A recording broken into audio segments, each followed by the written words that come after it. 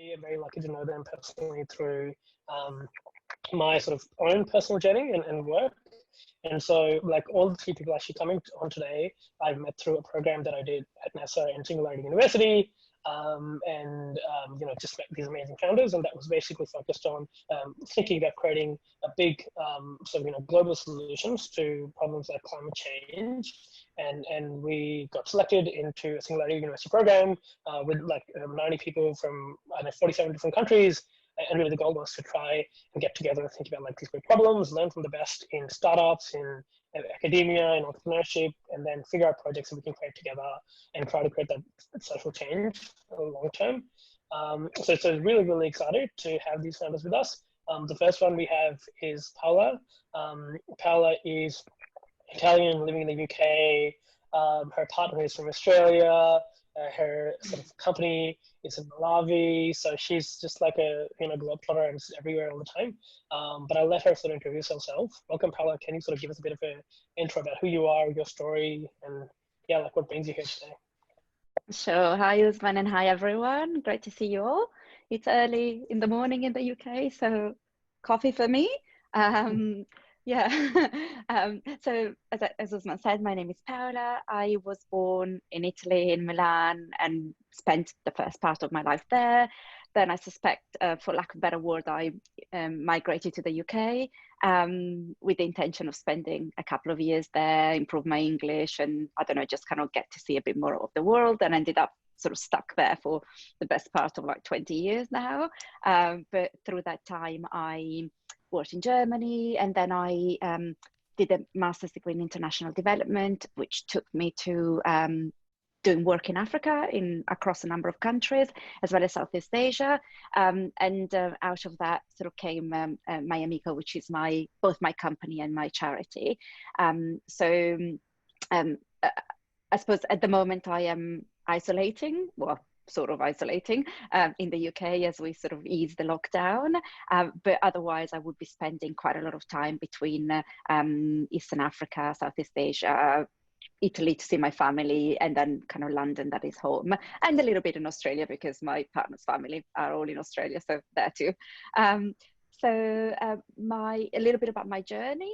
So like I said, about 15 years ago, I spent quite a bit of time working across a number of countries in Africa on digital solutions for education. So this was the time when people were starting to talk about using EdTech, but it was very, very tentative and very early days. So I don't know if any of you remembers, if any of you were even born, remembers the one laptop per child initiative. That was like the very first thing where people started to talk about how can we use digital technologies to support education in developing countries.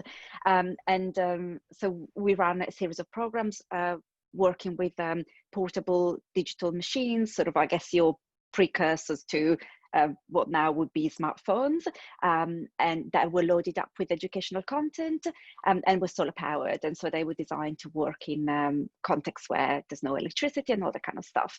And so that experience really shaped me. Nothing much happened on the back of it because I think, I mean, the programs went really well, and we got really good results from the monitoring and evaluation that we did. But I think the world 15 years ago wasn't really ready for EdTech. It was just too early. People were still concerned with things like getting textbooks, which, we all think are also very important, but we saw a balance.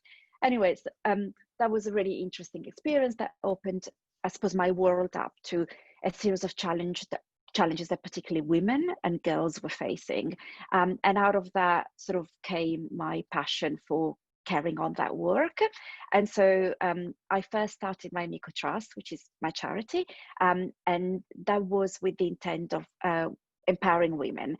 And from the experiences that I had and the people that I kind of interacted with, for me, empowering women meant two things. So it meant giving them choices and giving them access. And I suppose working with local partners, that translated into access to finance and education, which were then enabling women to have choices. So, to decide whatever it was that they wanted to do with their lives. Because I think it became very clear to me through my experiences and talking to people that, a woman's choice is, two women's choices are never the same, and so you can't, think that you can design a program that empowers women and works in a certain way, because I suppose everyone's lives, but in particular women's with lives with the responsibility towards childcare, looking after the elders in the family, and all kinds of other additional responsibilities, were very hard. It was very hard to create a set way of working. And so we started providing training and education in a number of topics that women were interested in. So that was vocational training, anything from tailoring, sewing, working with solar lighting, beekeeping, sort of you name it. And then on top of it, we layered a business management program, because what we realized was that at the end of the training programs, once they'd learned a vocational skill, that was great, and they were empowered to carry on doing whatever business they meant to do. But actually, what really made a difference between success and failure was whether they were able to actually run the business from a business management point of view, and managing their finances. So so we sort of added that layer of business training and financial education. We also provided grants and microfinance for them to start their own business, or help them get started by forming small cooperatives or small groups of working together on a particular subject. So that, I suppose, was the kind of the genesis of it all.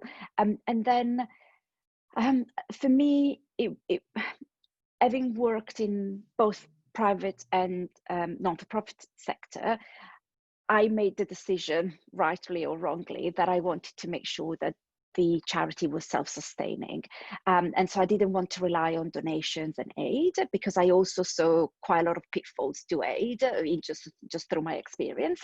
And I decided that actually I wanted there to be a self-sustaining sort of angle that allowed us to pay for our growth through products and services that we offered commercially.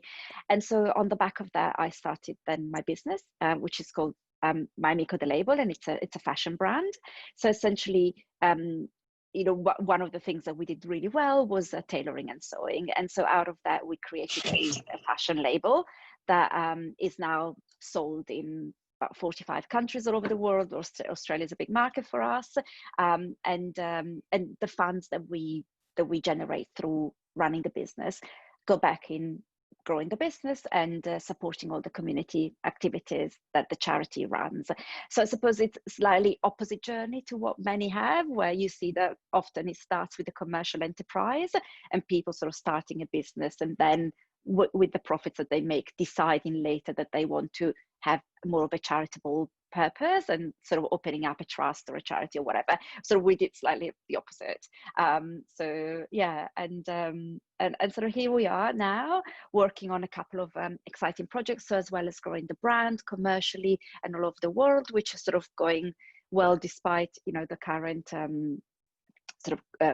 challenges with COVID and just generally sort of economic sort of slow growth. To touch wood, it's all kind of going okay.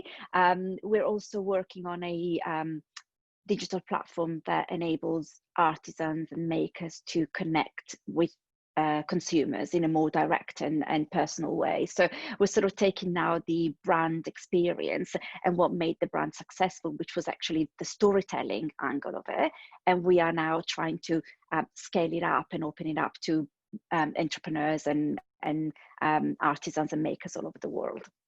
That's it in a nutshell. Thank you very much, Paola, for sharing your journey. And I know that it seems like for a lot of people it can be overwhelming, but this has been over 15 years, is that right? Or how long have you been doing this?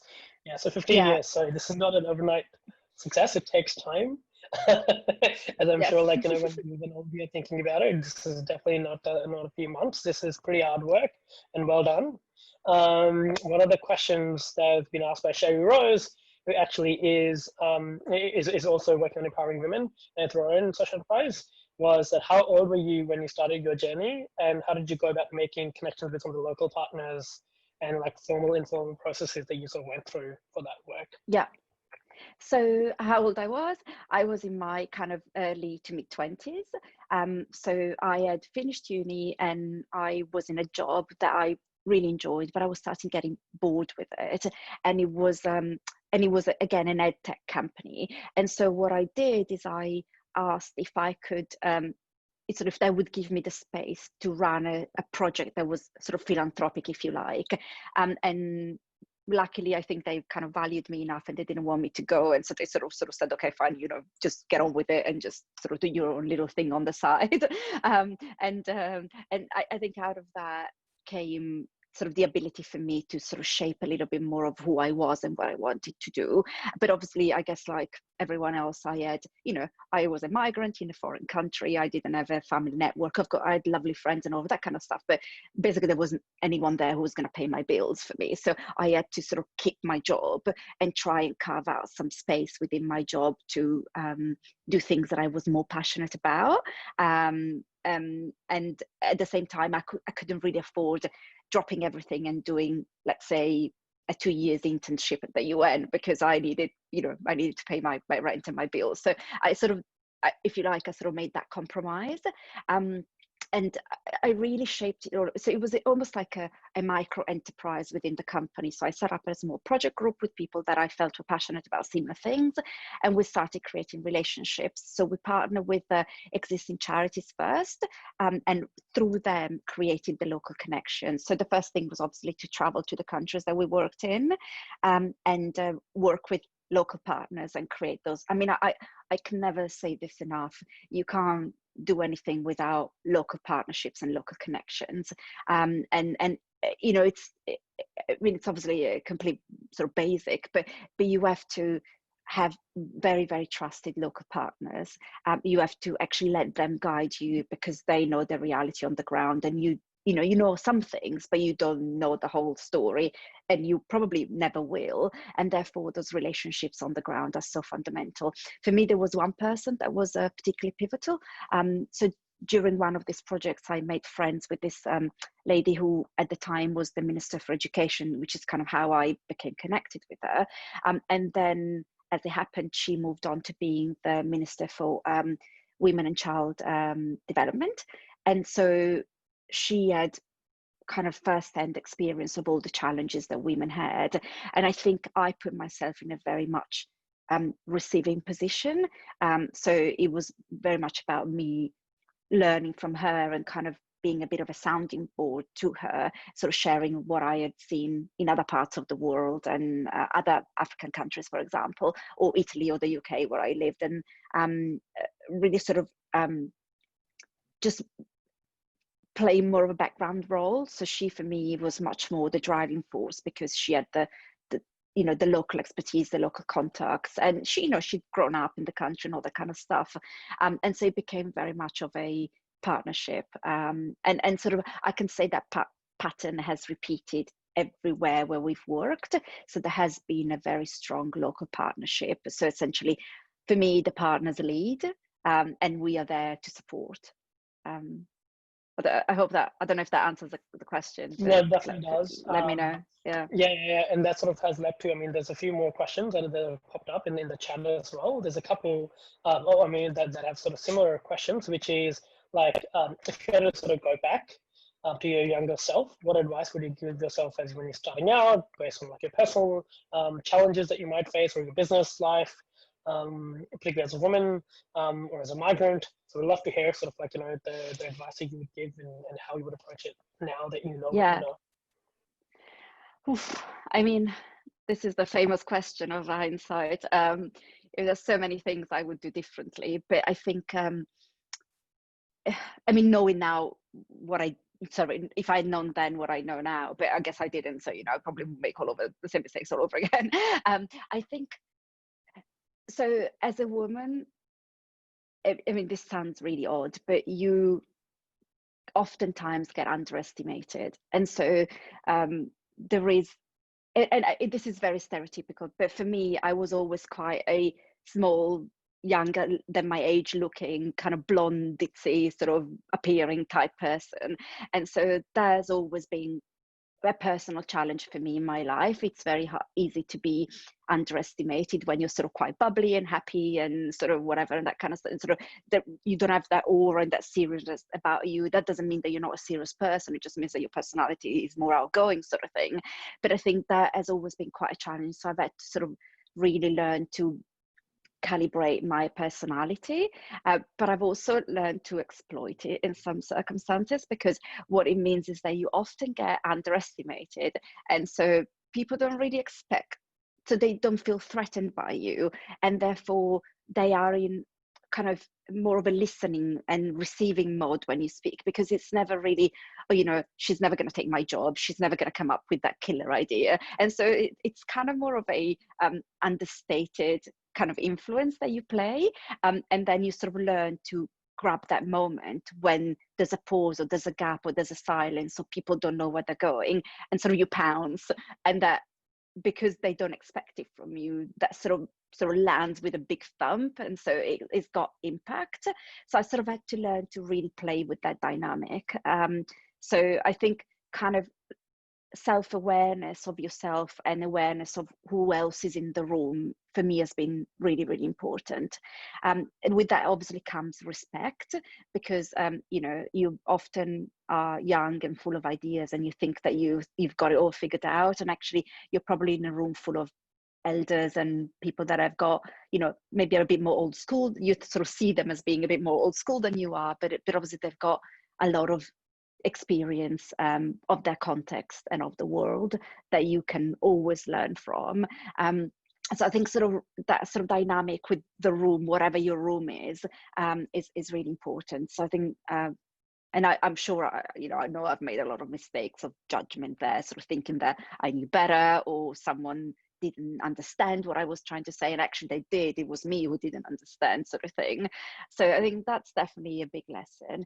The other one is focus. Again, I think this is a little bit down to personality, but if you like, when you're starting on your entrepreneurial journey, it's almost like you've got a blank sheet of paper, and some people will start drawing one little dot and then going, oh, a bit bigger, a bit bigger, a bit bigger. Some people, which sort of happens to be me, have a big sheet of paper and they sort of start putting dots everywhere. And I think that's again, it's a sort of personality trait, but also it's something that you can learn to control. So I think going back in time, I probably wish I'd been more focused, and sort of really honed in on a couple of things and do them really, really well before moving on to the next thing. Whereas my sort of pattern has been more of picking up opportunities or getting passionate about things within the context of my projects and trying to develop those more organically, which sounds great. And sometimes it does work, but I think it means that you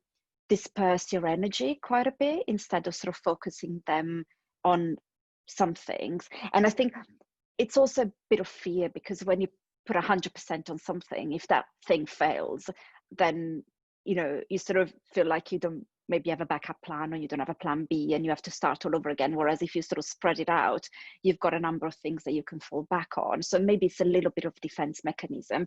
And I think it works for some. And for me, it's worked sometimes, but I think if I look back at the sort of last 10, 15 years, there's been, you know, I could easily shave off 3-4 years where I went down roads that didn't lead anywhere, because I sort of was too diversified, if you like, or too sort of, you know, dispersed. So I think that's another thing that for me, yeah, it's taught me a lot. And now I'm trying to be a lot more focused about what I do, although probably failing miserably as well. Thank you so much for sharing that, Paula. And I think like this is sort of my sort of probably biggest learning as well. If you take anything from this 6 months program, the thing that I would recommend you do is focus and discipline, and like, you know, being able to really pick one thing and really see it through. So I 100% agree with you that. I think like, yeah, if I would have to give myself advice, I'd probably say the same thing. One question that Akil asked her is, and he's working with young people, particularly in education space. He wants to know what do you think needs to change in education to better prepare young students for the world? So this is like imagine you're the Big global question. president. What do you think needs to change? Well, so I think, so each country is different, but I think education has become very elitarian, where, you know, basically money buys you the best form of education. And I think that needs to change, because I mean, you know, you can take, like, say the situation in the US now. I mean, obviously there's a lot of things that come into it, but you can't come out of certain situations of sort of you know, social isolation or social or sort of socioeconomic conditions unless you've got access to good education. And if good education is incredibly expensive and you come from a background where you can't afford that, then that circle never breaks. So I think there's a question of access, but also there's an obsession with formal education, which doesn't actually prepare you for the world. I mean, in Europe at the moment, we've got this challenge, and it's probably similar to Australia, where a lot of people have a lot of university degrees, but that doesn't match the reality of the world. And we have sort of developed this sense that kind of formal education and academic excellence equals excellence in life, which for me is so distorted. You know, I work with artisans all day long, and some of them have never really seen the back of a book, but they've got so much craft and skill that they could teach us all for years, and we could, you know, learn so much from them.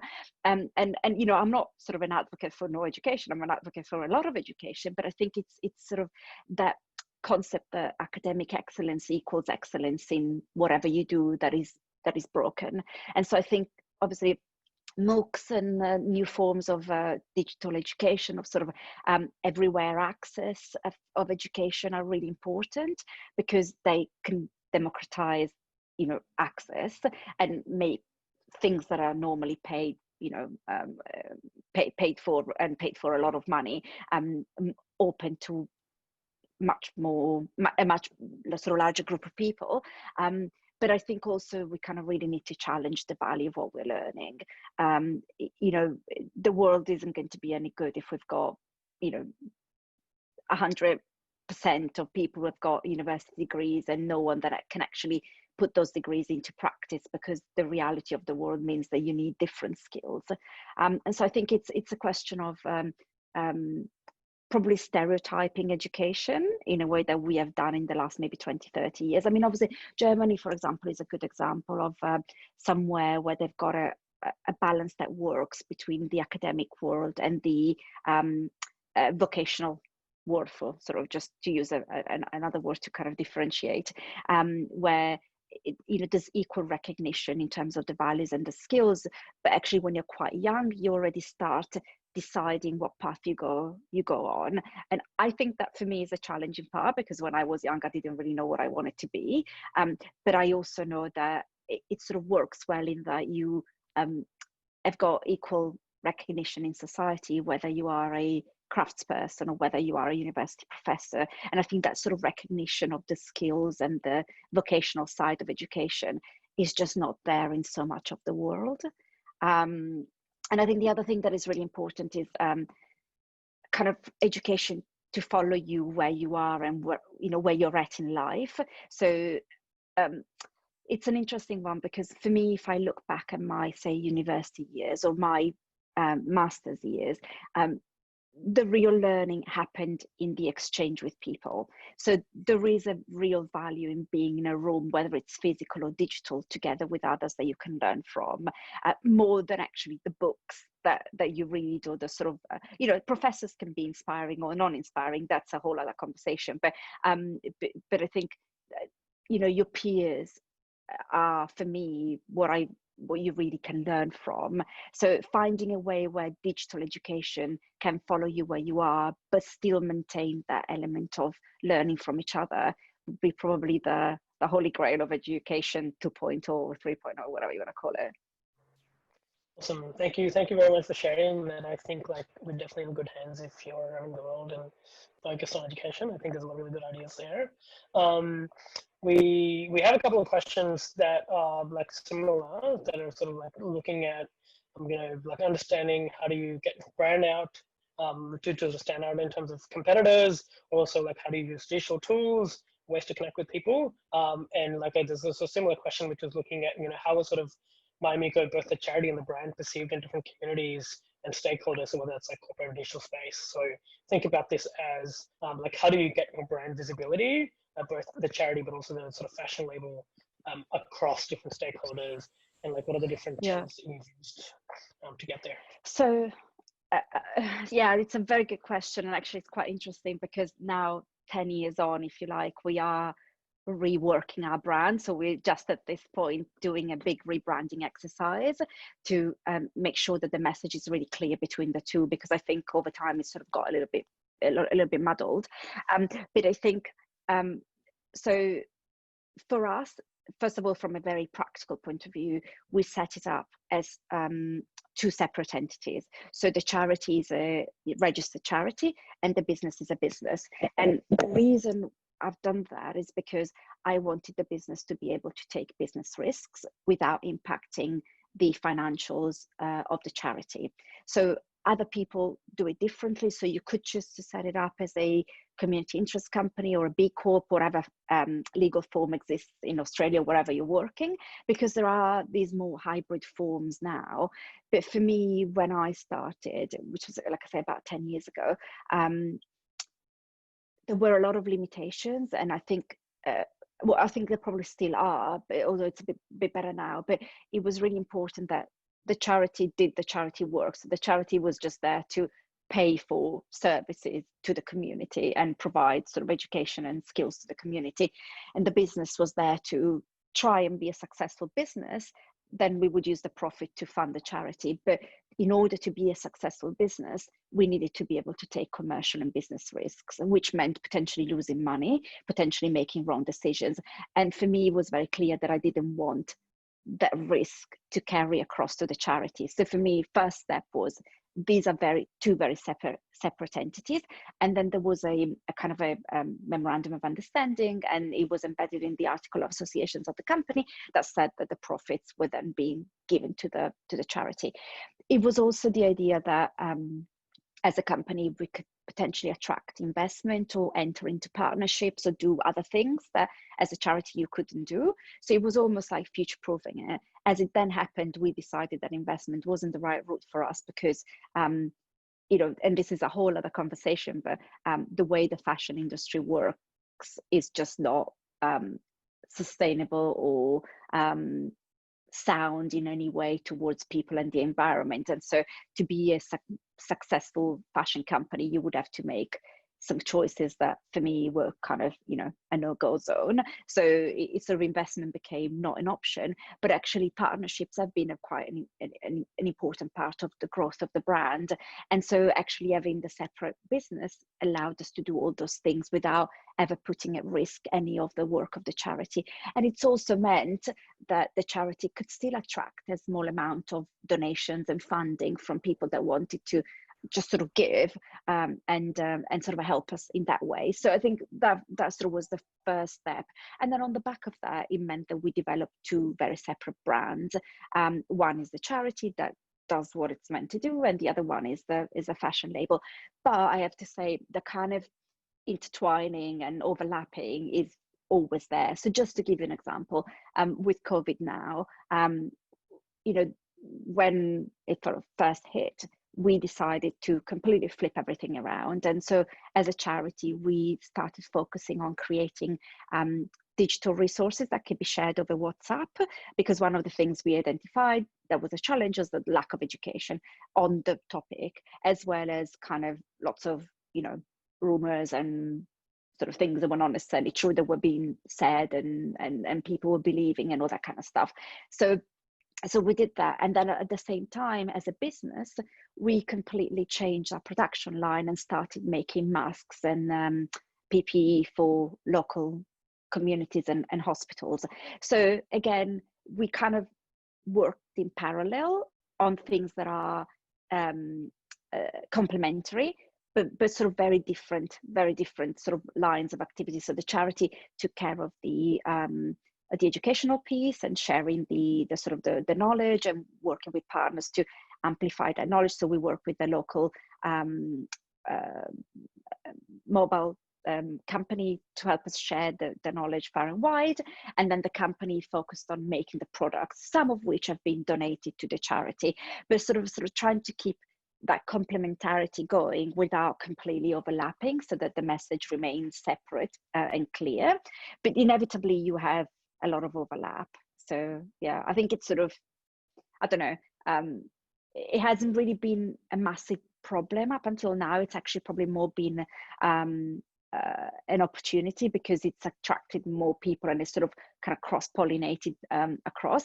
I think maybe if you got to a much larger scale, you know, that would open up more challenges. So I think, you know, if you think about the Virgin group of companies and Virgin Unite as their charity, I think there you kind of need to have a much clearer divide. But because we sort of always operated and as a company in a way exist to support the charity, that sort of link is a lot closer. And then I think the other part of the question was around using social media. No, did I misunderstand that? Yeah, just basically, like, what are some of the tools and strategies that you use to connect with people in terms of particularly digital tools, and like what works in sort of your work with digital engagement versus like as a charity perspective, but also the consumer brands? Yeah, so as a brand, we are 100% direct to consumer. So I'd say, you know, pretty much the only way we talk to consumers is digitally, and that means that obviously social media is massively important for us, as well as the website, as well as things like, you know, live casts on various social media platforms to sort of engage with audiences. I think obviously that's the point we talked about earlier. It's an interesting one, because you're never quite sure whether the audiences are sort of following you for the brand or for the sort of more charitable and the more storytelling impact. But I think it's sort of becoming quite clearer over time where their interest lies, so that we can pitch the conversation at a different level. So for example, Instagram is very much about the products and the fashion. Our Facebook audience is a lot more about the storytelling, the charity, and the kind of intersection of the two. So I think you kind of get to learn your audiences. We do some face-to-face stuff. We used to do a big fundraising event every year, which was essentially just a big party where people came, and you know, it was music, creativity, you know, fashion, you know, art, dance, all kinds of things, and that was a great opportunity to connect. So I'd say, when the times allow, at least a couple of opportunities a year to physically and connect with your audiences are incredibly important, and you don't need to get a huge amount out of them. So I don't think, for us, we never really saw them as the time when we, you know, get the big fat checks from people. It wasn't really like that, because our audience isn't like that. But it was really an opportunity to build those relationships and then carry them through digitally across the year. And then with the brand, a couple of times a year we would do pop-ups, which are really, really useful, just because it's very interesting to see how consumers interact with your products in the physical world. So how they touch it, how they interact with the products, and actually who is attracted to them. And it was quite interesting, because the physical audience is very different from the digital audience. So, you know, we've got all the stats about our digital customers, and they are, you know, certain demographics, certain age group and whatever. And actually our physical customer is very different, which obviously as a brand sort of gives you something to think about. But yeah, so I'd say if you are able to, opportunities to meet face to face with your stakeholders, supporters, consumers are really, really valuable. But I think, you know, increasingly as we live in a digital world, I think people are this is becoming the new normal, you know, and COVID has only really accelerated a trend that was already there. You know, it's not like this is kind of new or emerged out of COVID. It's sort of, it's just got faster and more intense. But I think consumers are kind of getting to sort of be comfortable with these new dynamics. So I think, you know, as always, a bit of a balance. And I'd say for us, it's probably the ideal when we go back after COVID, it's sort of about 85% digital and 15% physical, something like that. Yeah, no, thank you for sharing that. I think it makes a lot of sense to have like most focus on digital, but then still don't lose that personal touch that you're talking about. And I like that idea of doing, bigger events just to be able to sort of connect with people on a face-to-face level. One person, part of our cohort, Liana, is actually working on a sustainable fashion company. And so sort of her question was, why did you enter into the fashion industry in the first place? And I know that you quickly mentioned when you were talking earlier how, you didn't want to be like the fast fashion Mhm. brand. So just curious to hear, like, why did you enter the industry in the first place? And what are some of the next sort of shifts and trends that you're seeing happen in the industry? And how would you like to be involved in those trends? Yeah. So uh, entered into it kind of in a very utilitarian way, because tailoring and sewing was something that our teams did really, really well. And I had always had an interest in fashion, but more of a kind of sort of side interest. So I never really saw it as a job or a career. I just kind of liked it. My granddad was a tailor. My granny used to make little dresses for my dolls, so it's sort of something that has always, I guess, as an Italian, been around my day-to-day life. So I had an awareness and a sensitivity and a good eye for it. But then I went and trained myself, because I believe in the value of sort of like acquiring the skills rather than sort of, not faking it. That's not the right word, but sort of, for me, I just needed to become an expert so that I could do it properly. So we entered it because there was an opportunity, and we saw it as an opportunity to use the crafts and the skills that people had developed, and match it with a changing consumer need, which was a need for sustainable, more ethically made fashion. And when we started, this was, like I say, about 10 years ago, this was very, very niche. I mean, it's still quite niche, but this was like something that was almost unheard of. And I think over time it's become almost like one of the key purposes in my life, to sort of be a change maker in the industry. So the more you get to know the industry, the more you realize how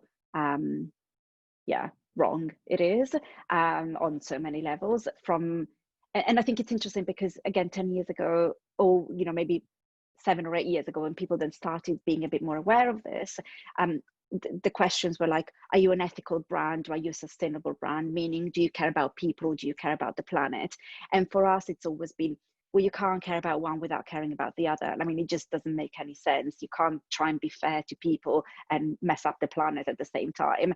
So for me, it was very clear from the beginning that you had to look at it at a system level, so the fashion system, and not just the supply chain. I also mean the entire value chain. So also, once the product is made, how do you market it? How do you distribute it? What happens when it's been used once? Is there, a life cycle that exists after you've sold your product? So resell, rent, all that kind of stuff. So for me, it was like, okay, we need to look at it at a systems level. And there's, I don't know, 2,000 touch points in the life of a garment. You can't fix them all, or you can't fix them all at the same time, but what can you fix? So you almost do like a ranking table of what's the biggest problem, and which then is the easiest one or the quickest one that I can address. And so you sort of start chipping away at that great big huge list of issues, and start addressing them one by one practically. Because I think if you let yourself be paralyzed by all that is complex and wrong with the industry, you won't do anything. And you actually need to do stuff, because that's how you progress. So you kind of need to, part of your brain needs to be the action focused part that says, okay, what can I actually change now? Can I make sure that my tailors or my factory that I partner with is entirely ethical? And how do I do that? Is that enough that I get an audit piece of paper? Do I push it further, for example? And then at the same time, you sort of push the bigger conversations, and you campaign, you advocate, you lobby, you do the sort of the higher level stuff that is going to take, I don't know, 20, 30 years. And it's going to take a lot more than you. It's going to take a million of you all kind of fighting for the same thing. But it's almost like the challenge for me is that your brain needs to operate at 2 different levels. One is the practical of what can you influence right now? What can you make an impact on? And the other one is, what's the end goal, and how do I push, and how do I help move it forwards faster? So I think that's how I approach it, and that's how I kind of survive every day in this industry.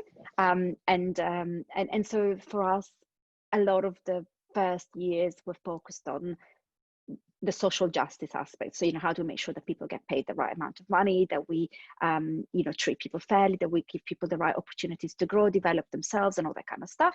And then now that we sort of got that right, but it took a long time, now we're focusing on addressing a lot of the environmental challenges. So, chemical dyes, organic materials, and actually traceability of those materials and the ability to recycle them at the end of their life cycle. So I think it's because the supply chain for fashion is so complex, it's very, very hard to look at the whole picture and even understand the whole picture. It takes a long time. There's a lot more information out there now that there was before. There's tons of great resources that are free that you can look at, but I think, again, back to what we were saying earlier, that point on focus on the bits that you can change and you can influence, the ones that matter to you. If you're a vegan, for example, focus on that aspect, focus on the sort of the materials that you care about. Don't expect to be able to fix everything else. Sort of get speak to that audience, get that product right, and focus on that sort of niche in your market, and then you can sort of gradually expand. And at the same time, you can sort of keep lobbying, be part of the conversation, and that kind of stuff on the bigger picture. Thank you very much. Does that answer? I think it was a fantastic answer, and I think there's a lot of really good advice. So, Lana, you've got heaps of notes so you can take with you. I just want to ask you one last question before we wrap up. And so this is sort of reflecting on your journey. You've had an amazing journey, sort of personal and professional life. Like, what legacy do you want to leave on this planet? So, like Paula, from 30, 50 years from now, if you had a great life, what would that legacy be like, reflecting on, where you are right now? Oh man, I'm nowhere near done. I don't know. No. Oh, that's a good question. I think, I don't know. I've never had a massive ego. So I don't know, maybe it's like as a second child and last cousin of a huge family, you sort of almost learn to blend in and sort of just do your bit and not worry too much to be the first or the whatever to do something. But I think for me, it's I almost don't mind if I am not remembered, but I think it's more about having created a structure or a framework for people to be able to kind of become what they want to become. So I don't really mind if people forget my name or who I am, but I kind of I'm hopeful that the systems and the structure that we've put in place live beyond me, I guess. So I think that's the legacy I'm hoping to leave. So something that kind of, having started something that is truly useful and valuable for people, and that they can take into their own ends and kind of live on through that. So I think that's probably what I hope to leave behind. Well, thank you very much, Paola. It's been a pleasure catching up with you. And this is sort of, for me, like, personally just wanted to catch up anyway. So this is a great opportunity. And I know that, like, entrepreneurs as well have learned heaps. And, thank you for being very generous with your time. I know, like, you had to wake up super early for us in the UK. So really grateful for that as well. We've recorded this, so we can send you a copy if you like. Thank you once again. No worries. Catching up on a sort of personal level as well in the future. Yeah, absolutely. And if there's any specific questions that kind of come up after this, feel free to reach out. I'm always happy to kind of answer if I can. Absolutely. Thank you very much. Okay. No worries. Good to see everyone. Have a lovely evening. Bye. Bye.